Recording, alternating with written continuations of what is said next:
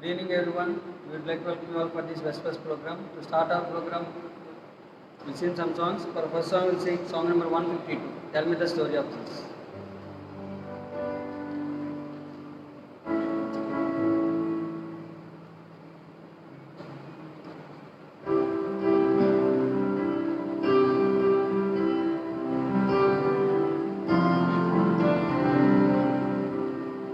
Tell me the story of Jesus, right on my heart every word.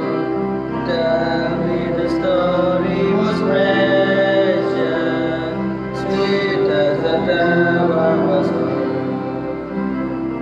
Tell all the angels in chorus, sang as the welcome is birth. Glory to God in the highest, peace and good tidings to all. Tell me the story of Jesus, right on my heart every word. Tell me the story most precious, sweet as the ever was heard. Passing alone in the desert, tell of the days that we passed. How for our sins he was tempted, yet was triumphant at last. Tell of the years of his labor, tell of the sorrow he bore. He was despised and afflicted, hopeless, rejected and poor.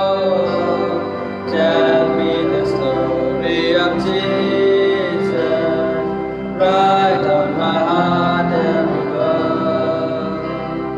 Tell me the story most precious, sweet as the ever was heard. Tell of the cross where they nailed him, writhing in anguish and pain. Tell of the grave where they laid him, tell how he lived again. Love in the story so tender, clearer than ever I see. Still let me weep while you whisper, love with the ransom for me. Tell me the story of Jesus, right on my heart every word. Tell me the story most precious, sweet as the ever was heard.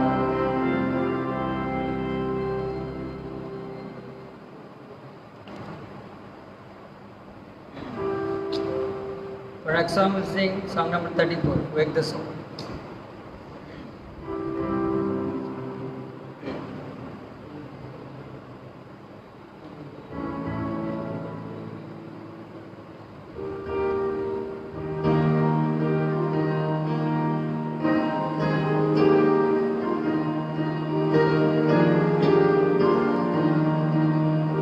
Wake the song of joy and gladness, either bring your noblest days. Banish every thought of sadness, pouring forth your highest praise. Sing to him whose care has brought us once again with friends to meet, and whose loving voice has taught us of the way to Jesus' feet.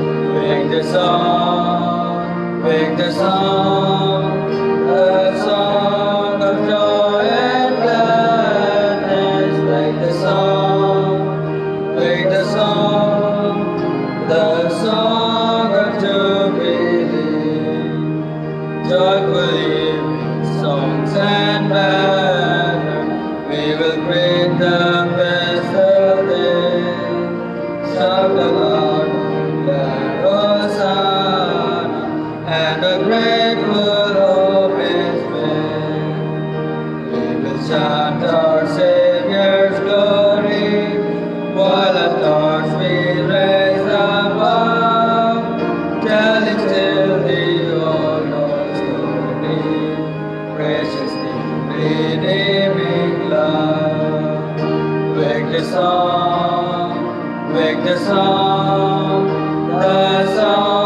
of joy and gladness. Wake the song, the song of jubilee.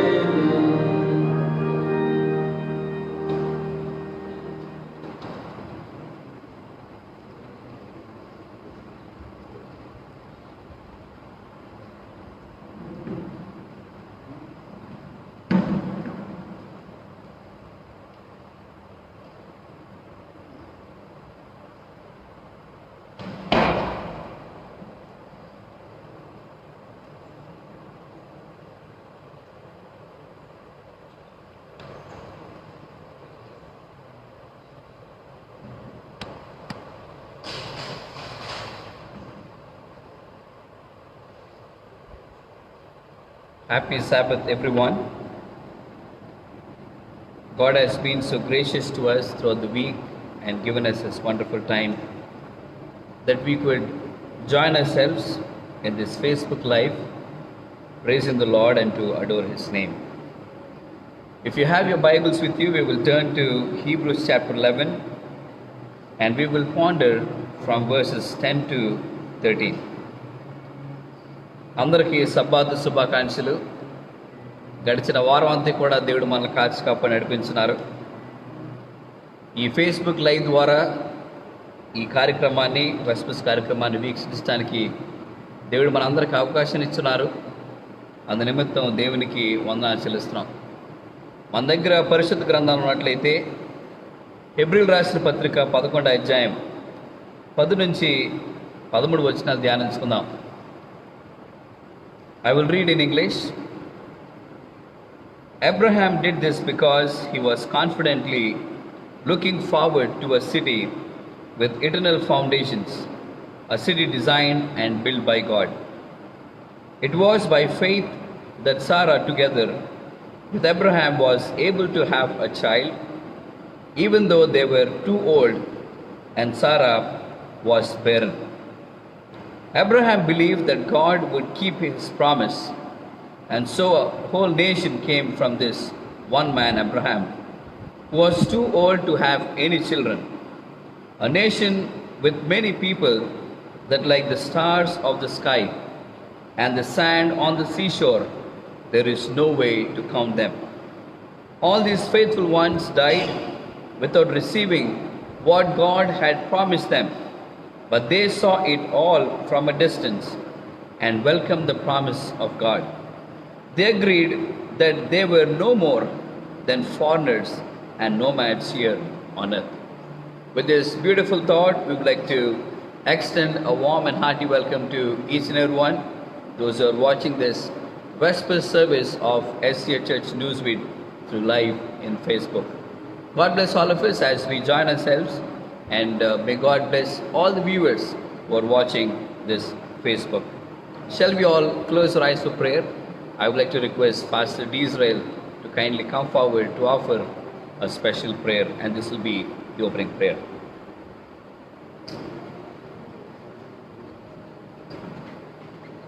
ప్రార్థించుకుందాం. దయచేసి అందరూ మౌనంగా తరలో వచ్చి మనసులో ధ్యానించడం.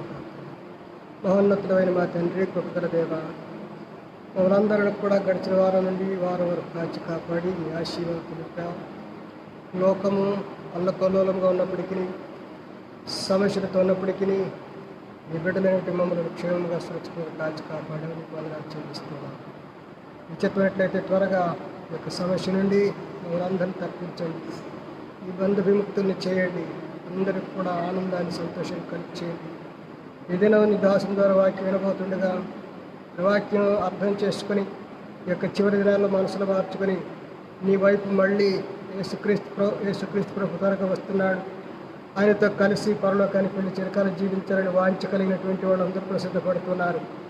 వారి కోరికను వమ్ము కాకుండాను వారి యథార్థతను వారు కాపాడుకొని యేసుక్రీస్తు ప్రభు వచ్చి పరింత వరకు నమ్మకం సహాయం దయచేయమని సంఘ సభ్యులను మీరు ప్రత్యేకంగా దీవించండి, ఆశీర్వించండి. సంఘాపులను మీరు దీవించండి.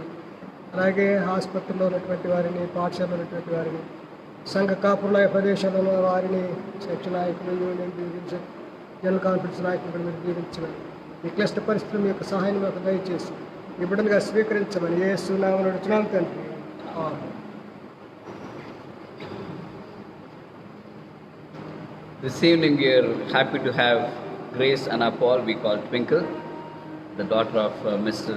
and Mrs. Edwin Paul. This time she will render us the messaging song.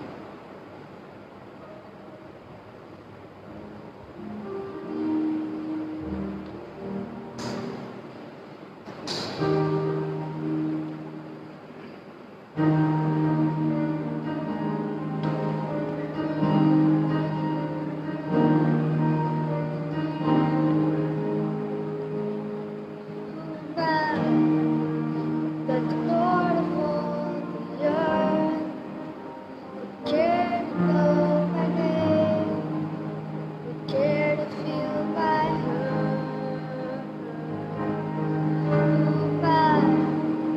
That the bright and morning star would choose to light the way for my ever-wandering heart.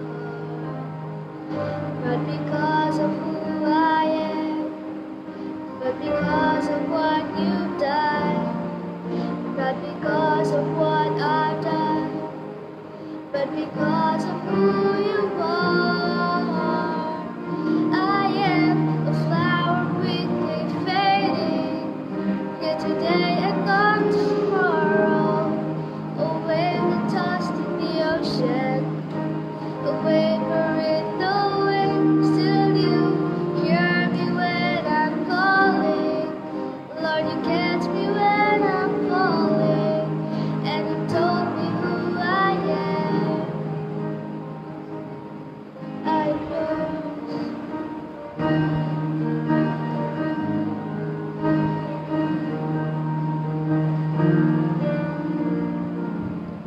Who am I? That the Lord that see my sins would look on me with love and watch me rise again. Who am I? That the Lord of all the earth care to know my name, care to feel my hurt. Not because of who I am, but because of what you've done. Not because of what I've done, but because of who you are. I am a flower quickly fading, here today and gone tomorrow. A wave that's tossed in the ocean, a waver in the wind. Still you hear me when I'm calling. Lord, you catch me when I'm falling, and you told me who I am. I'm yours. I'm yours.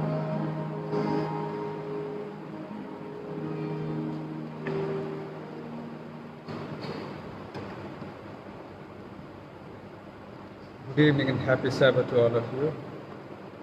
I would like to thank Lord Almighty for this wonderful Sabbath day that He has given us in our life. Though we could not gather together as a church, as a congregation, as commanded by Lord in the Leviticus, as a holy convocation, due to the circumstances around us. But however, all those who are joining through Facebook and YouTube, may God bless you all wherever you are. And let us pray to God that soon the time will come. We'll gather together here in this sanctuary, worshiping and praising God for all His goodness. Let us remember all those who have lost their loved ones, sick and suffering from this pandemic called COVID-19. Dear brothers and sisters in Christ, we must remember that as we see all these things, the prophecies in the Bible by our Lord and Savior Jesus Christ in Matthew chapter 24 are fulfilling. These are the beginnings of the sorrows. And we know that time is near when soon our Lord and Savior will return and we'll be back home. But before that, we need to be prepared for His coming. This evening, I would like to thank Lord Almighty for this wonderful privilege, as well as the Pastor Richard and Pastor Amrit for assigning me this evening to share the Word of God from His living Word. Without wasting time, and let us go to the book of Genesis chapter 12 verse 1 and 2. We all know there is a call to a man of God called Abraham. That time he was known as Abram by God. He lived according to the law of his conscience, a life acceptable in the sight of the Lord. And God said to him, Abram, get thee out of thy country and from thy kindred and from thy father's house unto a land that I will show thee. I will make thee a great nation. I will bless thee and make thy name great, and thou shalt be a blessing. We must remember one thing. God called this man from his hometown and He said that I will bless thee. As the children of God, wherever we live, we should be blessings to others. Other opposite word for the blessing is curse. There is no middle ground in this. Either we are a blessing to someone or we are cursed to someone, whether it is at home or family or in the society or in the church. And God called him. And He told that I will make thee a nation, great nation, not a nation, a great nation. One thing we should remember before we go forward in this study, if you go back to chapter 11 and verse 30, it tells us that Abraham and Nahor took them wives. Name of Abraham's wife was Sarah, and name of Nahor's wife was Milcah, and daughter of Haran, the father of Milcah. But Sarai was barren, she had no child. God called Abraham and his wife and promised him that I will make thee a great nation, where his wife was a barren woman who cannot bear children. Abraham was also very old in age. At the age of 75, He is calling him. But what tells us here that when God calls something and when God says something, impossible becomes possible. Because there is no limit and boundary for the God Almighty who created by the word of His mouth the world that we are living, not only this world, the whole universe. He said that I will make you a great nation. And He didn't tell me where He'll take him. He just said, come. Without knowing where He is going, he came out by faith. God did not tell him the place where he is going. He did not tell the name of that place where he is going.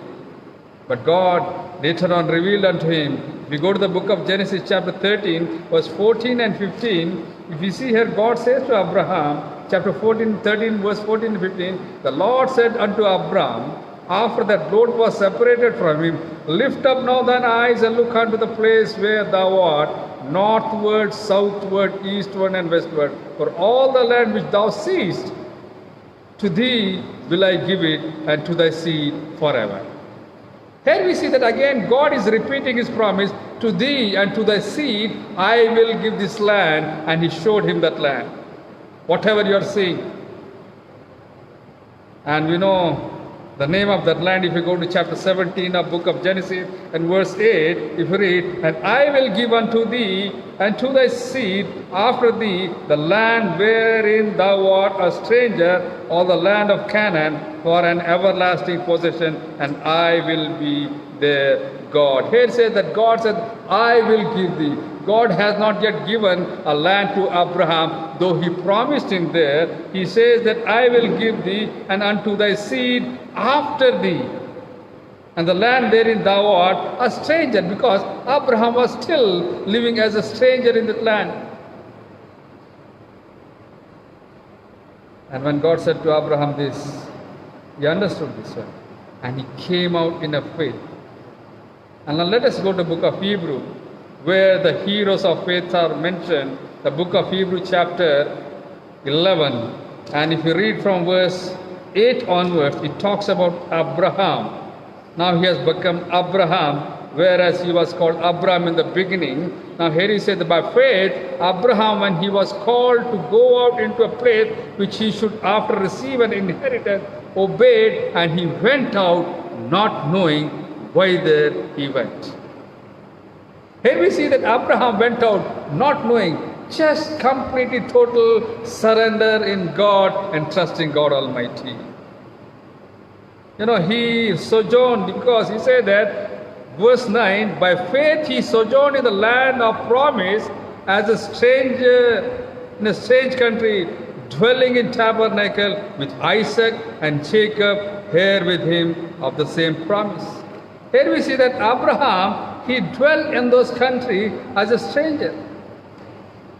Did God promise to Abraham that land, Canaan? Yes, he promised to him. In Hebrew 11:9 says that Abraham moved in that country as a stranger. Not only Abraham, Isaac and Jacob also.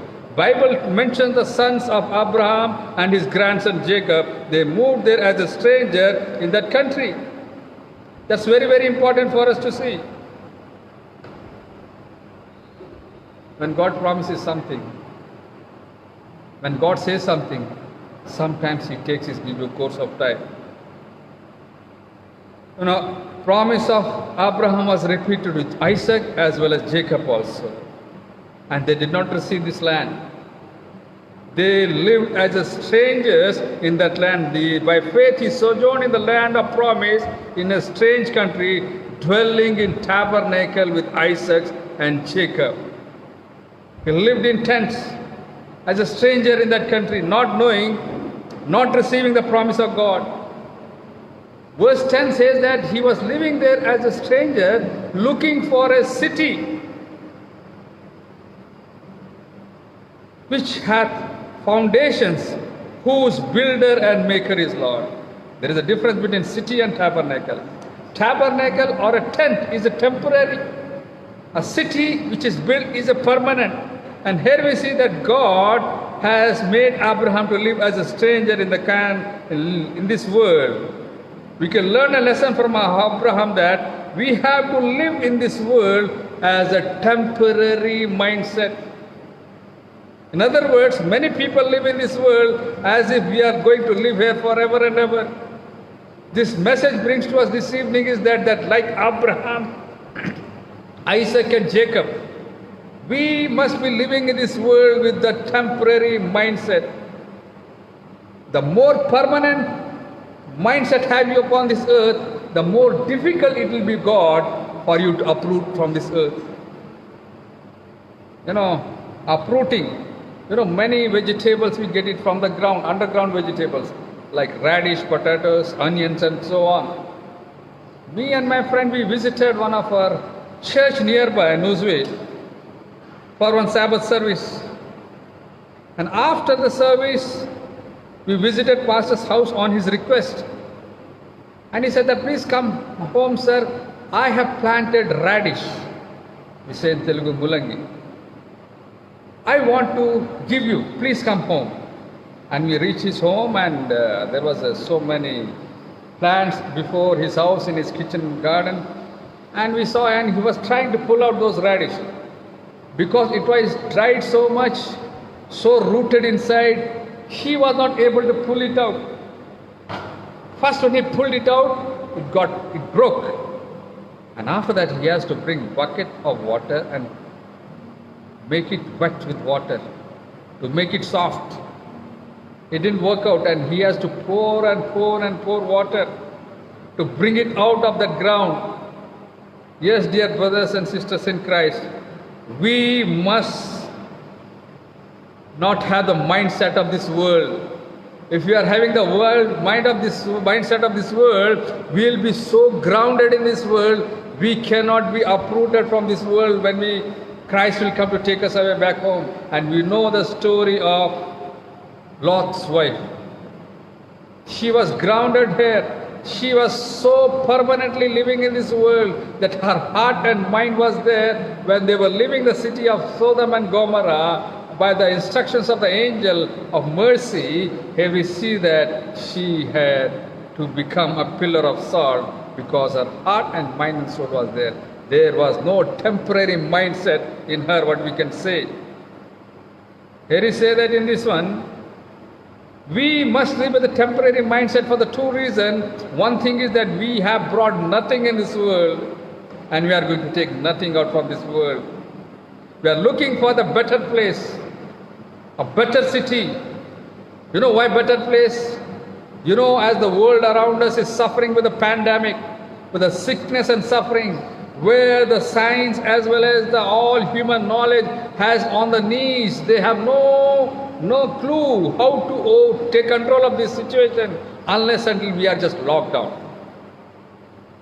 And we know that lockdown is not a solution for the treatment of COVID-19. You know that we are, as a human being, a total failure in this regard when it comes to the mighty power of God Almighty.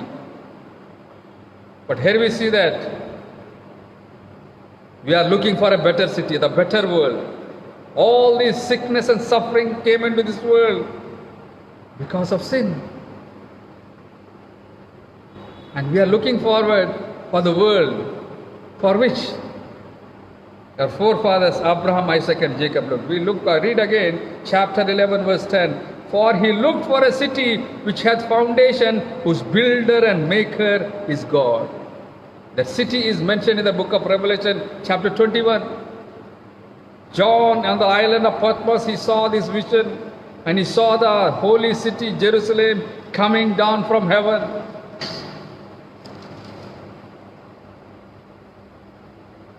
Coming down from heaven, verse 2, from God out of heaven, prepared as a bride adorned for her husband. And if we come down to chapter 21 verse 4, we see here that God shall wipe away all tears from their eyes, and there shall be no more death, neither sorrow nor crying, neither shall there be any more pain. Yes, dear believer in Christ, we must be living in this world as strangers with a temporary mindset, because like our forefather Abraham, Isaac and Jacob, our eyes should be fixed upon that city, the New Jerusalem, which God is preparing for each one of us. Verse 4 says, a promise of God. There will be no more tears. He will wipe away all our tears. There will be no more sorrow, no crying, neither shall be any pain and death there. Death came into this world by the sin, of our first parents, Adam and Eve. Let us look for the city. You know, as you say, as they moved as a stranger in this world, Abraham, Isaac and Jacob, with a temporary mindset, did they receive the promise? No, they did not receive the promise. They all died. Verse 13 says very clearly in the book of Hebrew, chapter 10, Hebrew chapter 10, this 11 verse 13 says, these all died in faith, not having received the promises.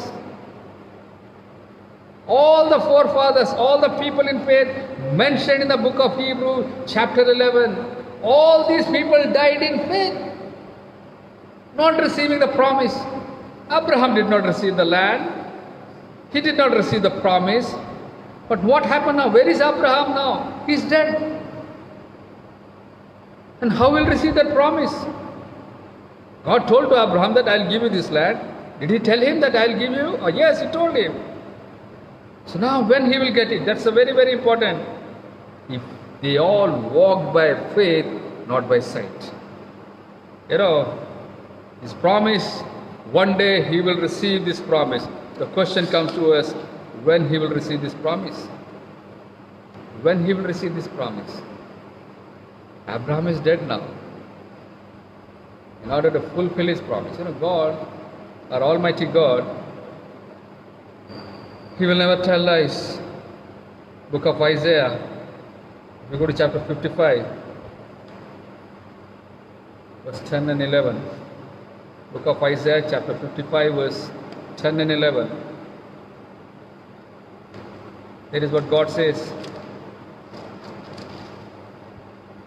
For as the rain cometh down and the snow from heaven, and returneth not thither, but watereth the earth, and making it bring forth and bud, that it may give seed to the sower and bread to the eater, so shall my word be that goeth forth out of my mouth.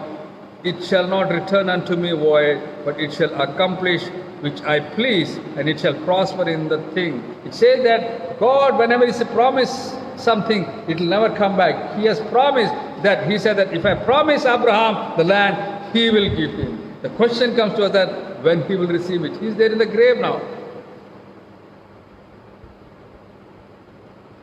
In order to fulfill that, God has to resurrect Abraham.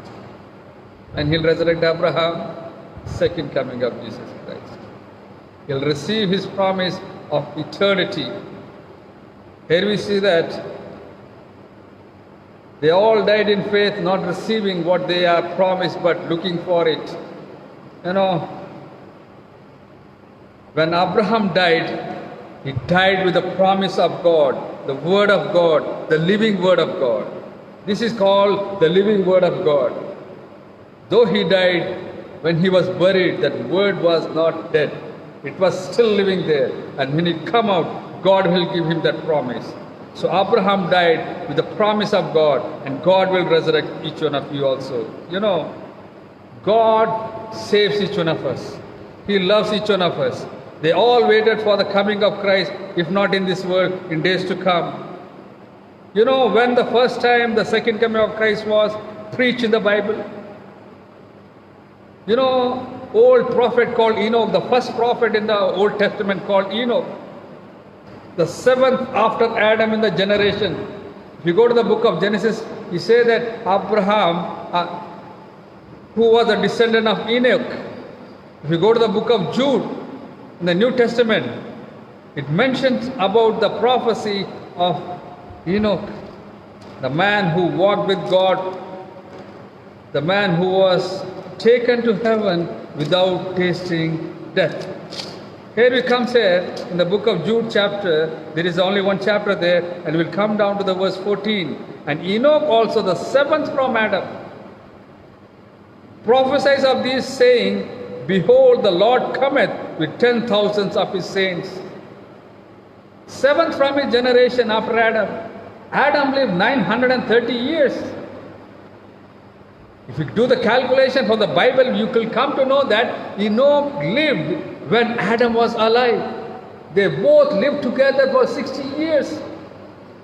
When Enoch was 60 years old, Adam died at the age of 930 years. In other words, Enoch must have heard the first-hand story of fall from his great-great-grandfather Adam. There was the Garden of Eden. There your great-grandmother, myself, used to meet God and walk with Him every day in the cool of the night when He used to come with me. He used to hold our hand, used to walk there. And that promise, and He has promised us that He will send us a Savior, and through that Savior, we'll have a salvation, and He'll bring us back to the same.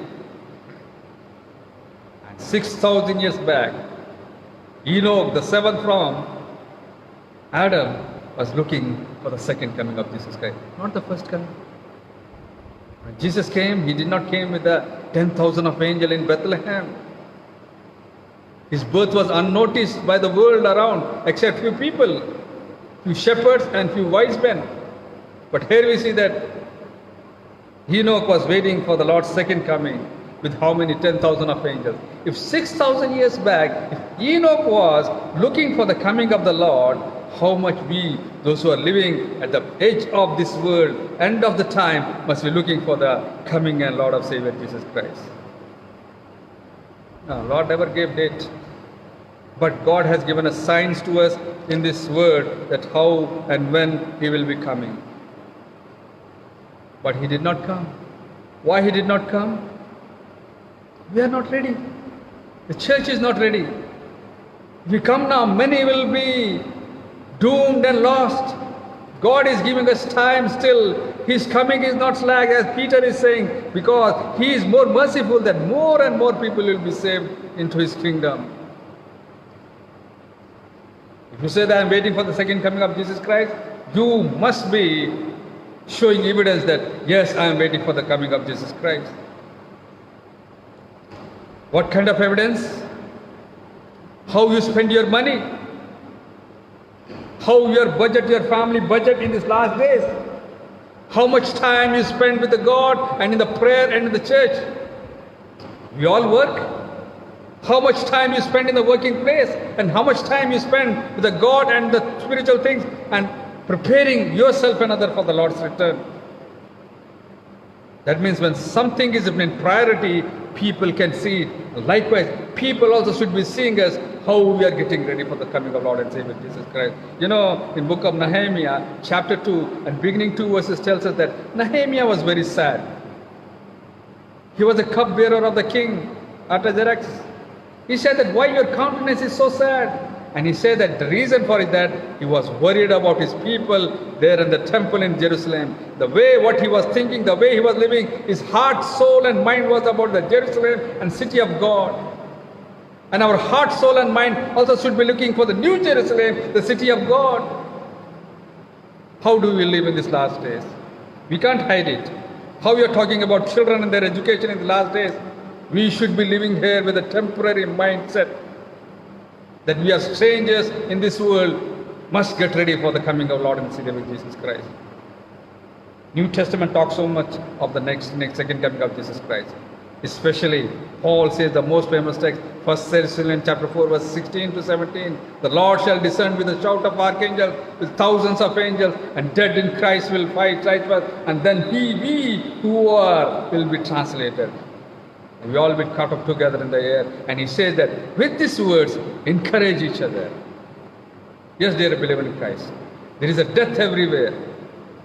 Like in the days of old in Egypt, like the angel of death was moving around. Here we say death everywhere. People are afraid of everything. But we must be encouraging each other that there is a beginning, a good days are coming out.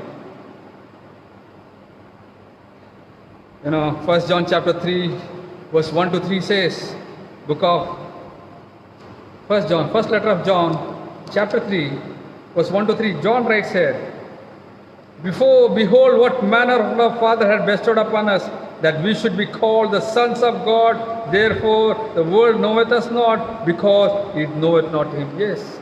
If you are living with a temporary mindset in this world, not focusing upon this world will not know you, world may not recognize you. Beloved, now we are the sons of God. What a privilege, what a word it is to be called as the sons and daughters of God, the Almighty God, with whom nothing is impossible, the loving God who came and died for you and me.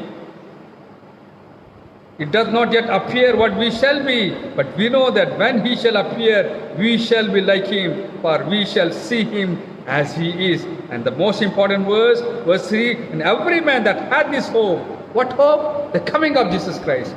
Every man that had this hope in him purifies himself as he is pure. Yes, we should be purifying ourselves in the last days. The end times are coming. As the children of God, as a part of the God's remnant church, we must be living a life for preparing of us to receive the latter rain. Great time of trouble is ahead of us. As mentioned in the book of Daniel chapter 1, the time of trouble such ever never since the nation. And at that time, Michael shall stand, our Lord and Savior Michael shall stand, and he'll deliver each one of us those who are written in the book of life. But before that time of trouble, there is a little time of trouble, the great time of trouble. But for both, we need to have received the latter rain in this last day. That will be possible only if you have the temporary mindset in this world. Taking away all greed of this world. Taking away all, the differences among ourselves. Spirit of prophecy tells us that we must sort out all difference and we should be one accord as a living God's witnesses in this world. Before Pentecost, during the former rain, all the disciples, they had a difference. Who is greater among us? When they sort out those differences, when they humbled themselves, when they prayed every day in the temple, you must spend time with the prayer and receive the Holy Spirit, the latter rain. In closing, Isaiah chapter 25 verse 9 says, book of Isaiah chapter 25 verse 9,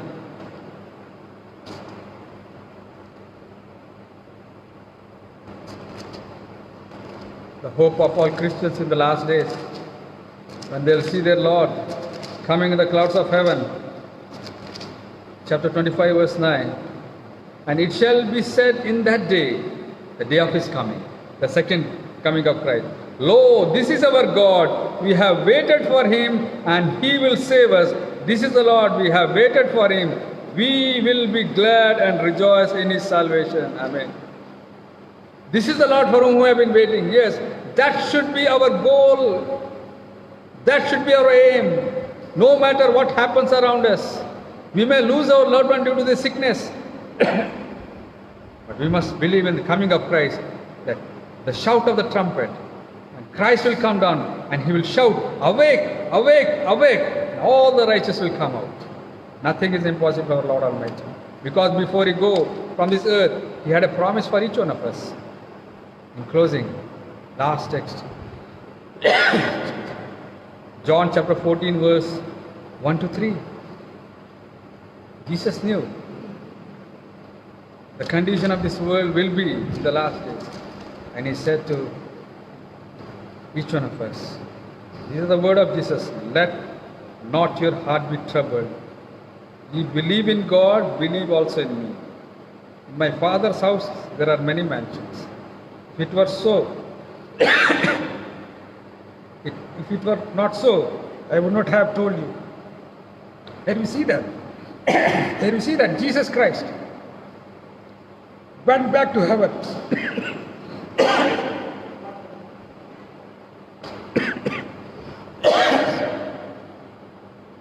Jesus went to heaven. It's a promise that he will come back again. What he says in verse 3, where I am, there you will be. May God bless us as we live in last days about the second coming of Jesus Christ. He will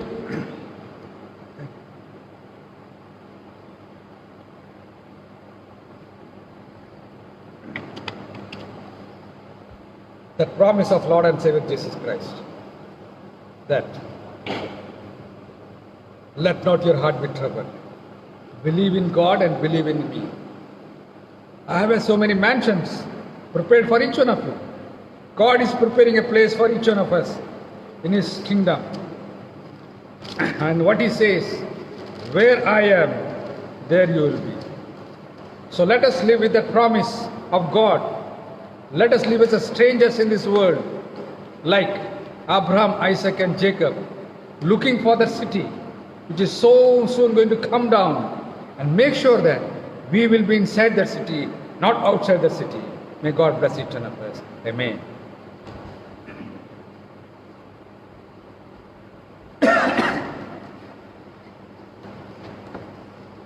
Once again, happy Sabbath. I'd like to thank Elder Edwin Paul for his inspiring message.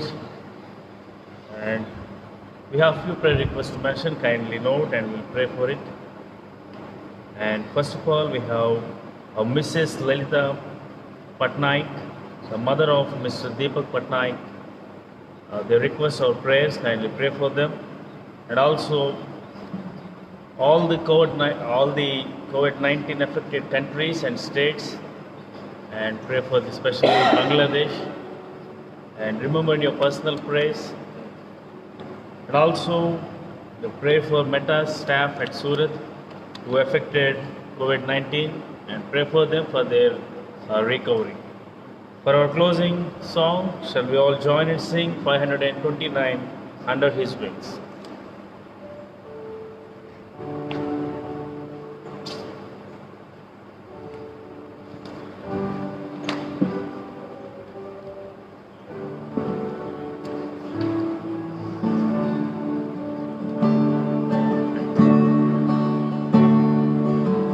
Under his wings I'm safely abiding.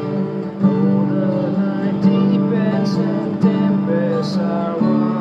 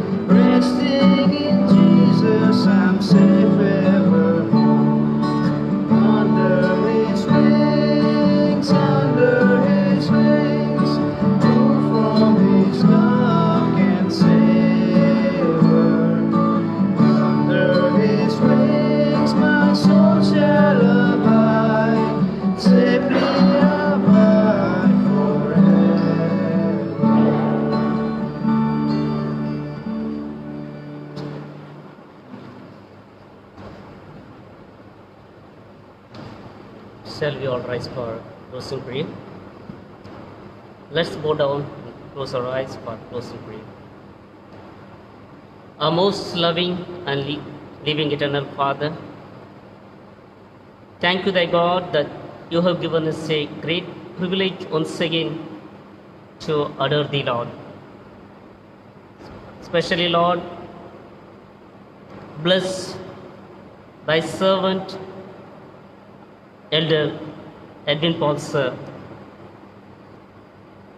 as he has proclaimed the last days message, Lord. Specifically, bless our Newsweek Central Church. Lord, you are the real God, you are the Savior, and you are the protector. Today, Lord, those countries are suffering from COVID-19. Touch with thy righteous hand, and you be the great physician that those people are affected by COVID-19 and suffering. Specifically, Lord,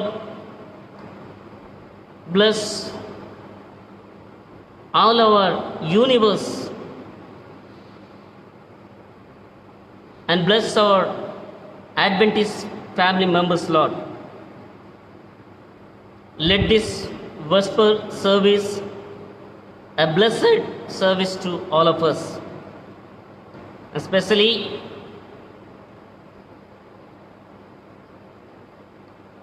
touch with thy righteous hand Mrs. Lalita Patnaik and mother of Deepak Patnaik, and the Meta Surat staff. Those people are suffering from COVID-19, Lord.